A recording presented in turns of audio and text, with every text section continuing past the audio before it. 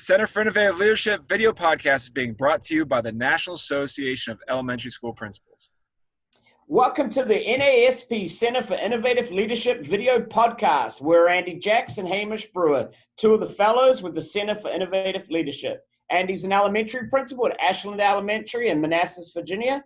And myself, Hamish, I'm a middle school principal at the Fred Glenn Middle School in Woodbridge, Virginia.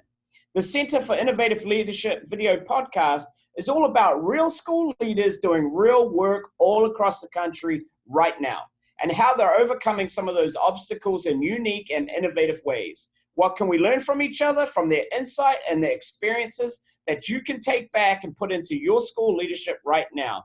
And just be sure to subscribe, like, and share this to keep up with the conversation around innovative leadership. That's right. Today, our special guest is Diane MacKinnon. What's up, Diane? Oh, here I am. How are you? All right. Very good. We're so excited to have you on from Connecticut. So we've been interviewing people that our whole goal is to talk to people all over the country, and East Coast, West Coast, Central, everywhere. So we're getting to Connecticut, East Coast, and you're the proud principal of Momogwin. I got it right. Got it. Yeah. Right. Momogwin Elementary School in East Haven, Connecticut. You can follow Diane at Diane_MacKinnon. And today, Diane will be sharing about her leadership through teamwork, extending learning beyond the school walls, and involving the community. So we're so excited to have you on today. What's up? Hey. Welcome, Diane. How are you? Great. How are you guys? So I've been hearing a little secret about you, that you're not just an outstanding principal, but you may have a little secret behind the scenes sailing ability, and maybe you've taken to a little bit of sailing this summer. I sure have. I just finished 3 nights of sailing lessons, exclusively for women, which was a great opportunity. And we got out on Long Island Sound in the Clinton Harbor, and we had a great time. All right. So let's clarify this, right? We're talking sails, not like jet boats and things like that, motor, right? Sail only. I learned jibing and tacking and all that stuff. So what I love about this is I'm from New Zealand, and we're into sailing. And I used to have some teachers that used to sail on an all-women's crew in a regatta out on the Auckland Harbor. Now, I will tell you, we are the current holders of the America's Cup. Just a little unknown fact. I understand that. Yes, Newport was never the same. And I got to tell you, I'm glad you're on the boat, because if it was me and Andy, we'd probably be going around in circles and arguing about who's the skipper. Yeah, we had a little of that. Yeah, but we did pretty well. So I have one little story of that. So on my honeymoon, my wife and I rented one of those catamaran. Yes. Right. And I thought I knew how to, I think I know how to do everything. That's my problem. So I thought I knew how to sail. No problem. Sailing's super easy in my mind, which is not. And so I went out on this little thing. We're down in the Caribbean, and we got if you're sailing with the wind, you can go really far. Right. Yes. But we couldn't get back. So we went past the cove to the ocean. We're like, oh crap. To the shore, because it was freaking us out, because we have the big cruise ships were starting to go by. We're like, that's when you're too far out. We made it back slowly, tacking it back. But sailing's no joke. What's the secret to sailing? Will you have any tips for us or what? Oh my, working together. There you go. Teamwork, but working together, you have to really pay attention. It's not like being a passenger on a luxury boat, a motorboat, where you can sit back and put your feet up and have a cocktail. This you got to be alert. You got to be ready for that boom to go side to side. Yeah, it's kind of like working with your staff, right? Having a sailboat crew is like having the crew with the staff. So very good analogy. You're right. You have to have your eyes and ears on all your surroundings. Any little thing, adjust course very quickly, right? Yeah. Well, great. Diane, tell us a little bit about yourself. Tell the listeners a little bit about your background and how you came to be where you are today. Sure. I formerly was in business. My family owned a printing business. So I worked in that business for about 15 years while I raised my children, and always wanted to be a teacher. And as my mom said, from the time you were a little girl, you used to line up your dollies and play school. and didn't quite get there until being in business for a long time, and went back to school, became a teacher. I worked as a first and second grade teacher for about 10 years at a kindergarten through second grade school. There aren't too many of those, but I took my principal leadership courses, and I saw that an opportunity came up at a K-2 school to be a principal, and they hired me. So here I am. A few years ago, I was a principal at that school for 4 years, kindergarten through second grade in East Haven. And then the district went through a consolidation period where they closed some schools and went away from the K-2 3-5 model to a K-5 model. And that's when I moved to Mamaguin. So I've been at Mamaguin now for 3 years. That's fantastic. That's fantastic. So what do you say, Andy? Let's check out this amazing school. Yeah, let's check it out. And Diane, tell us all about it. Here we go. There it is, Mamaguin. So viewers out there, if you don't know how to spell Mamaguin, there it is for you. There it is. So just to give you a little history on that, Mamaguin was chief of the Quinnipiac tribe. And you may have heard of Quinnipiac University in Hamden, Connecticut. We have the Quinnipiac River here. So that's where the name came from. We are right next to the beach. We're super lucky to be located next to the beach. And when I bring you back to the backyard, I say our backyard because it's pretty cool. That playground equipment was all purchased by our PTO through fundraising. And right next to that blue building is the beach.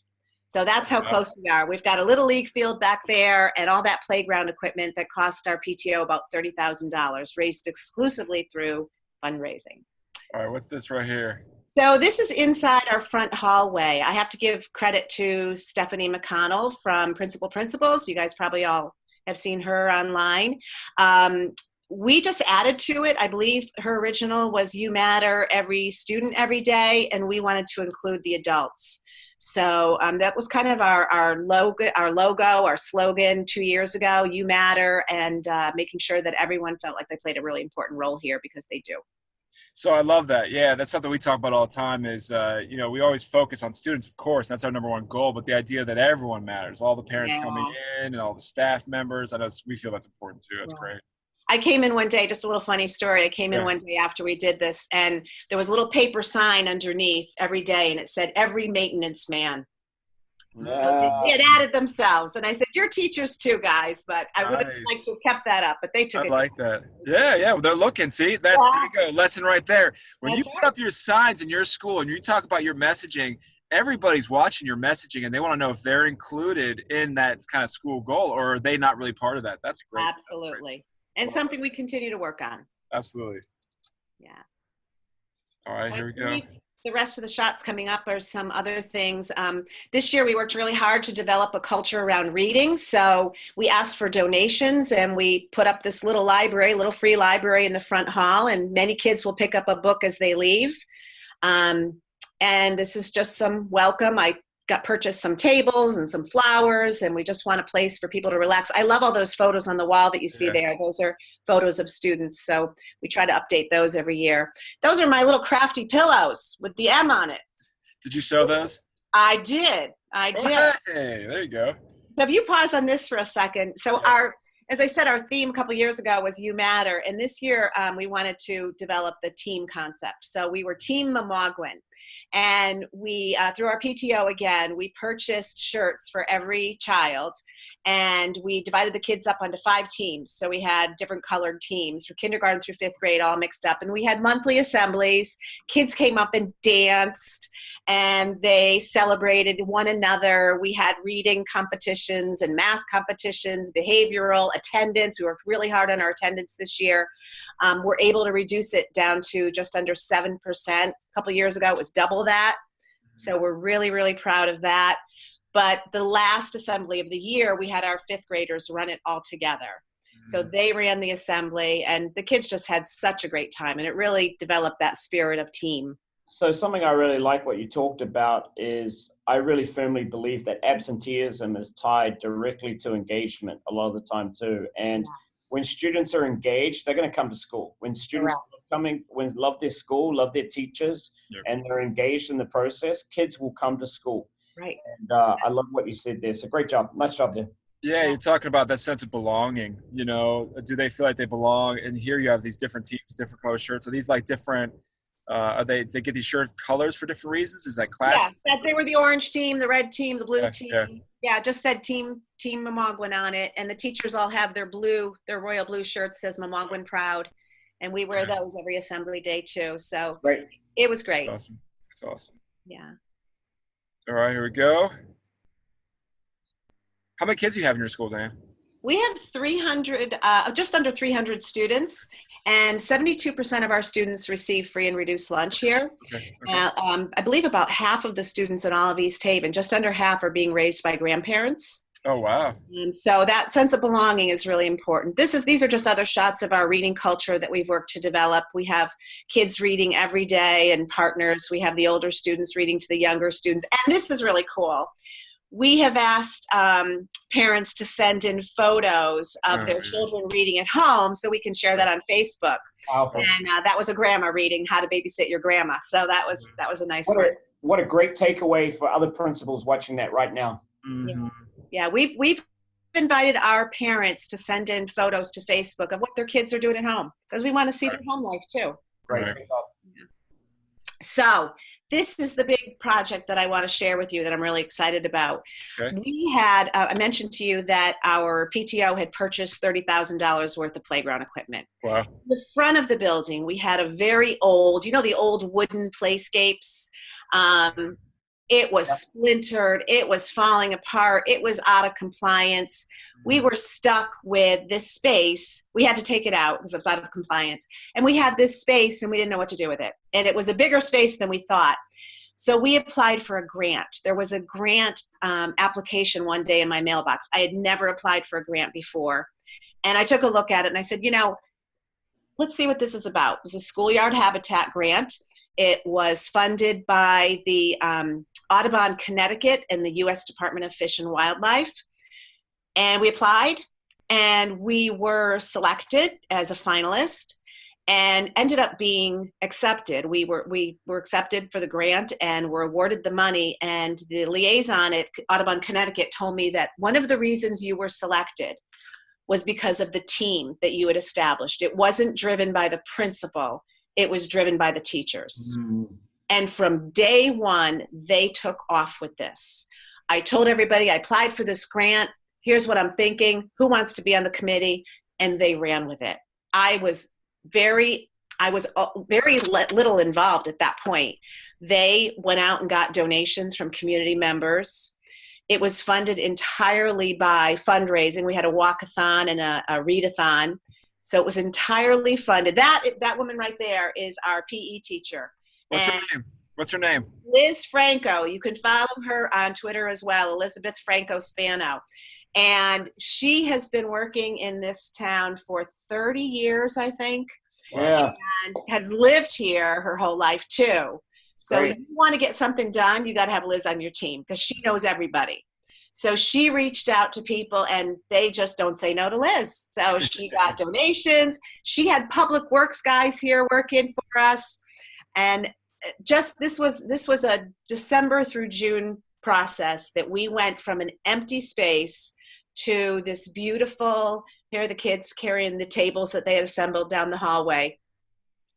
We went to this beautiful outdoor learning space that has already been used. We had our unveiling in June. Kids are reading in it, writing in it, and we invite community members to come visit and help us take care of it. It's so powerful. What a great learning experience for all principals out there. When you write a grant, look at that right there, Andy. Look at that. Yeah. Pause that. Fantastic. Pause that. I did. That's fantastic.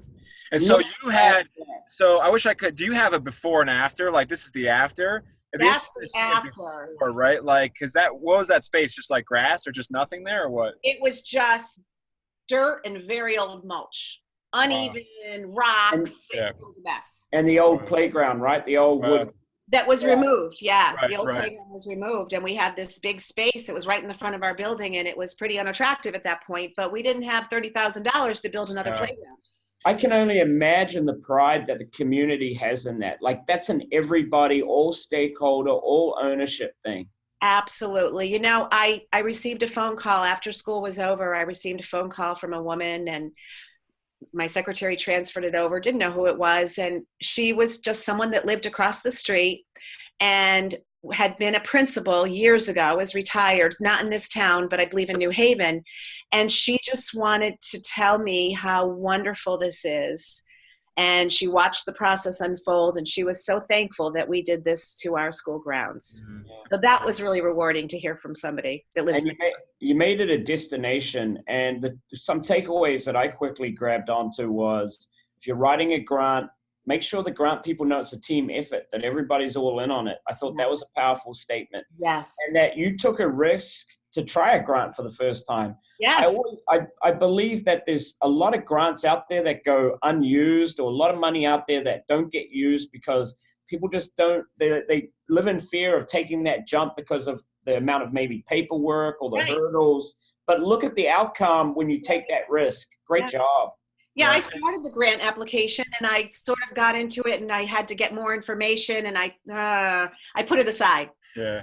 And then I went back to it and just submitted. I said, why not? Submit my first grant, see what happens. So we were just absolutely thrilled. The enthusiasm at the school, from the parents, from the staff, everyone here, superintendent, everybody was just absolutely thrilled. We had a wonderful unveiling ceremony.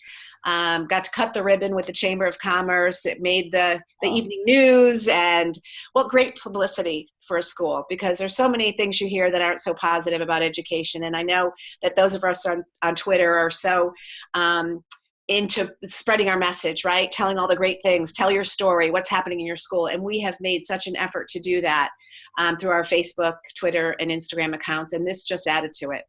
I gotta say, this did more than add to it. This gave evidence for all the things you're saying, right? I love the location. You can see the flagpole right there. Yeah. People drive up, and this is the first thing they see, a community effort, school-wide effort to create a better learning space for your kids. And that sends such a strong message.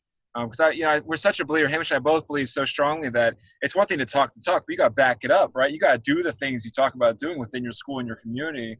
And that's such a great physical example every day that your staff can see. And I bet when your staff walks by, the ones that they all helped build this, your kids helped build, when they walk by, they're thinking that too. Like, I helped do that, create that. Yes. Yeah. Yeah, there's a great sense of pride around this. All involved. Student-centered, teacher-centered, and you're living it. You're living your mission right there. Right. Beautiful. Right. Thank you. Yeah, it was a wonderful experience. So now I'm looking for my next grant. I'm ready. There you go. Here's a little video just to see it all done. Did you guys put native trees in there? Native fauna? Yes, that was one of the requirements. Very good question. All native to Connecticut, shrubs and perennials. We have a few annuals there. Oh, this is really cool. You can pause there. So after we put the habitat in, and we actually selected 2 students from each classroom to be on the schoolyard habitat committee. And they really did a lot of the work, and were able to represent their classrooms when we had our unveiling ceremony. But every child got to participate in some way. The little kindergartners were carrying little buckets of mulch and dumping it. Everybody dug in the dirt and wore the gloves and got dirty. But parents, again, back to that, having family members send us pictures, parents started sending us photographs of their kids helping at home in their gardens. So this and the next photo are kids helping at home. When do you ever see or hear that? Goosebumps. Oh, I love that. Look at that. Look at that. Helping his grandpa. Something that I would challenge you and your community and to think about is you've got like just a whole opportunity to really go off and really explode this. Like, I'm excited to see what happens next. If you go environmental, if you get a butterfly garden, what are all the different things, the opportunities. I mean, now you've got kids hooked, staff hooked. I mean, just what a powerful example today, Andy. Yeah. Yeah, we're on a roll now, I think, and the best is yet to come. We're looking at an art grant, a grant for the arts, and we're looking to tie it to the schoolyard habitat. How can we tie art to the habitat to keep that going? So that's next. Yeah, and I love the idea is as the plants grow, there's sort of organic growth thing that's going to happen there, right? You're going to literally see them fill out, and the whole garden's going to, because when when you plant these new plants, they're small and they kind of get that way. Yeah.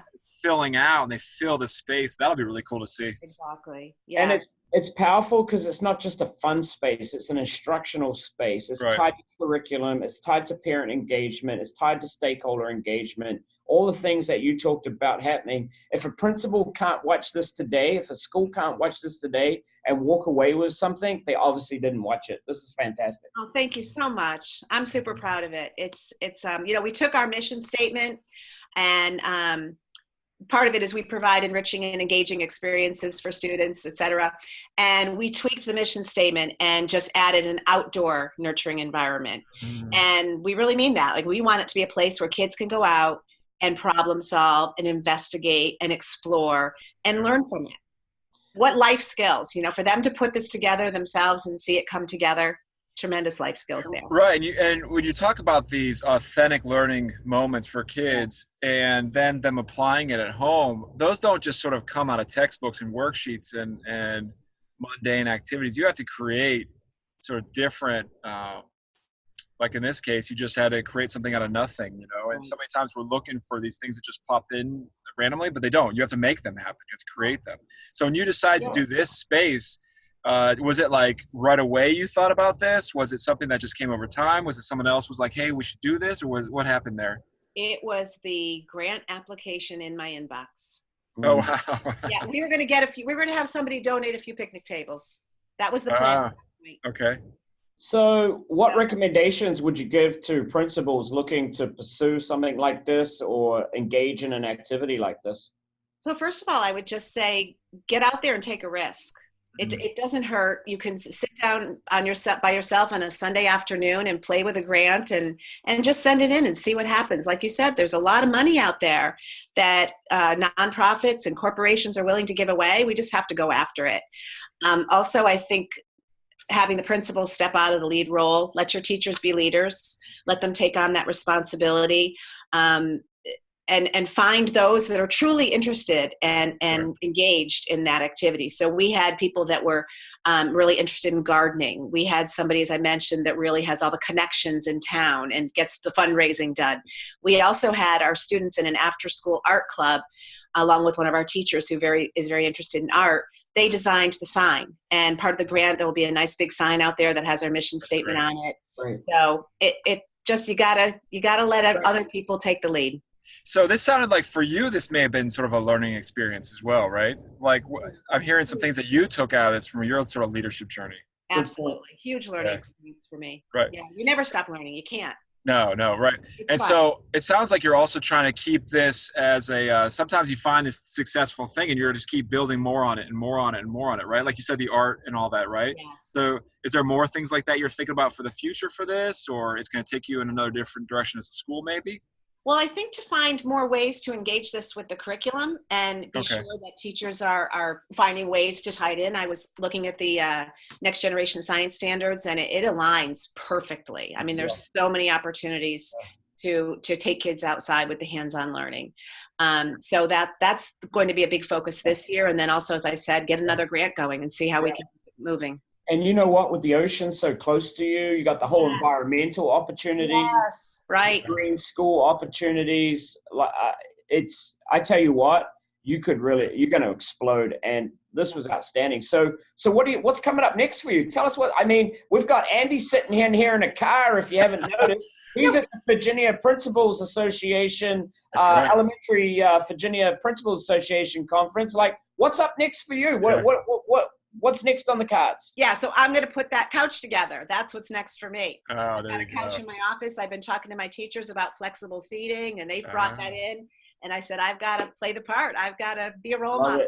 Leading by example, being the model. So any more sailing? Like getting back on a boat or what? Well, my husband and I do a lot of kayaking. So I went out kayaking with a girlfriend yesterday before I went sailing, but now I got to find a way to get a sailboat. So that's next. I'd like to continue it, but I have to go with somebody that knows what they're doing. I don't know if I'm confident enough to get out there. Like Andy, like you said, I don't think I'm ready to get out there. Well, I was definitely, you could ask my wife, I was definitely overconfident in that case. I would suggest more lessons and more training.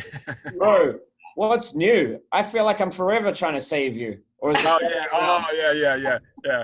It's probably true. so look, we can tell the audience again one more time where we can find you online and where we can continue to follow your guys' story. So I'd love you to follow Memagwin Elementary School on Facebook. We're also on Instagram and Twitter. You can follow me at Diane_MacKinnon on Twitter, and I am Principal_Smiles on Instagram. Cool. Nice. Finding a reason to smile every day. There you go. Perfect.